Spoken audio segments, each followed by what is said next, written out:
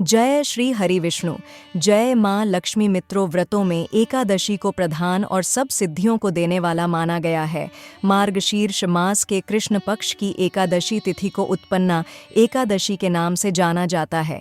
इस दिन व्रत रखने से सभी मनोवांछित फलों की प्राप्ति होती है, घर में सुख समृद्धि आती है और मन भी निर्मल होता है।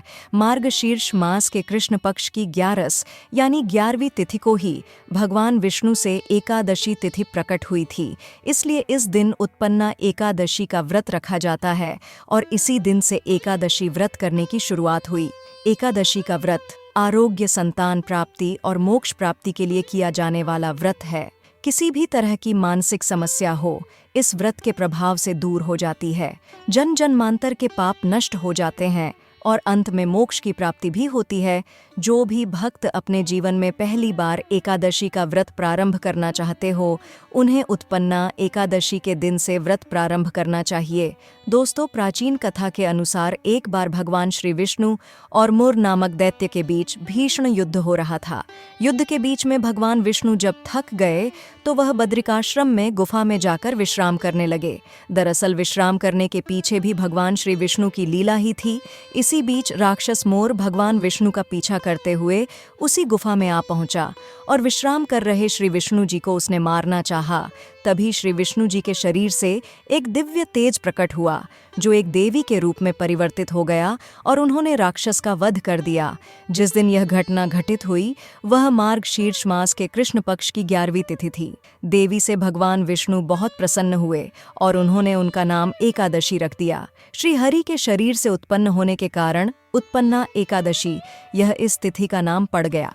चलिए अब आपको बताते हैं साल 2024 में इस बार पवित्र उत्पन्ना एकादशी का व्रत कब रखा जाएगा और पारण किया जाएगा, क्योंकि इस बार भी एकादशी तिथि 2 दिन रहने के कारण आपके मन में यह प्रश्न जरूर होगा कि किस दिन आपको उपवास रखना चाहिए।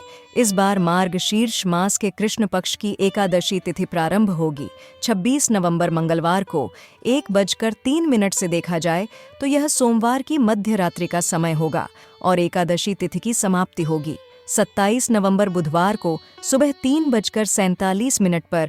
मंगलवार के दिन सुबह से लेकर रात तक एकादशी तिथि विद्यमान रहेगी। मंगलवार को तो एकादशी तिथि है ही, लेकिन साथ ही साथ बुधवार के दिन भी एकादशी तिथि का स्पर्श हो रहा है, यानी इस दिन भी सूर्योदय से पहले एकादशी रहेगी। तो इस बार एकादशी का व्रत 2 दिन रखा जाएगा, यानी 26 नवंबर मंगलवार और 27 नवंबर बुधवार को। शास्त्रों में ऐसा कहा गया है कि जब भी एकादशी तिथि 2 दिन होती है तो दूसरे दिन वाली एकादशी का व्रत रखना ज्यादा पुण्यदायी होता है। अब यहाँ पर आपकी इच्छा और आपकी श्रद्धा पर निर्भर करता है कि आप किस दिन उपवास रखना चाहते हैं।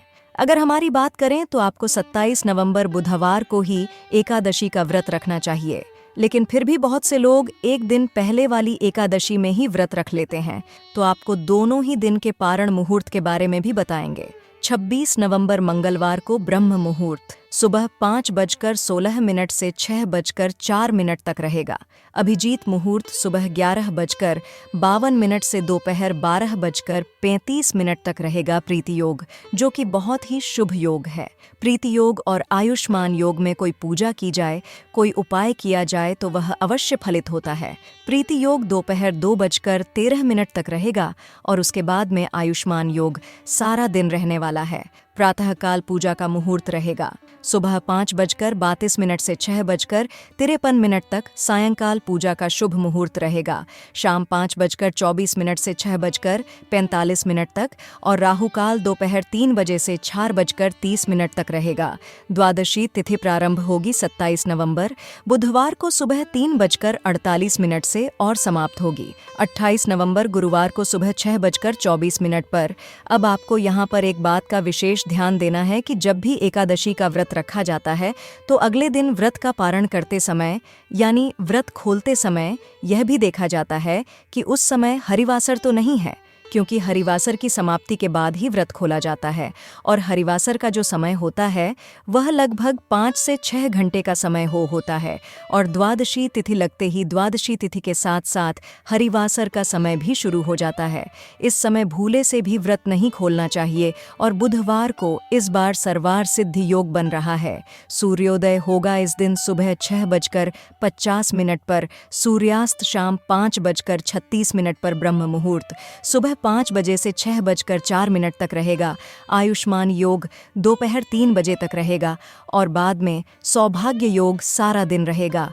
हस्त नक्षत्र सुबह 4:34 तक और बाद में पूरा दिन चित्रा नक्षत्र रहेगा।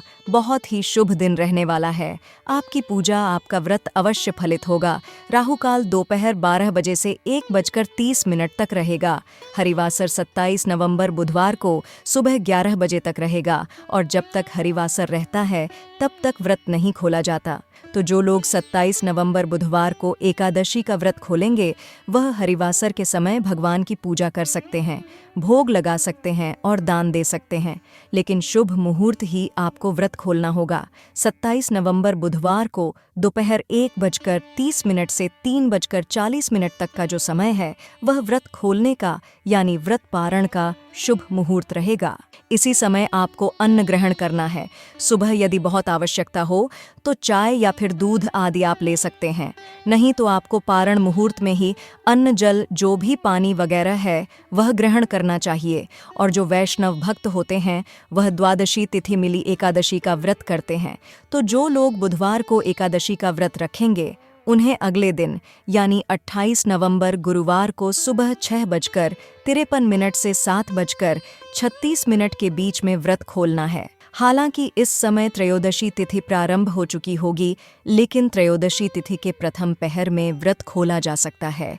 अब आप जिस दिन भी एकादशी का उपवास करें उसी दिन आपको एकादशी के और ठीक एक दिन पहले दशमी तिथि के नियमों का पालन करना चाहिए। उम्मीद है यह जानकारी आपको पसंद आई होगी। जय श्री हरि विष्णु, जय माँ लक्ष्मी।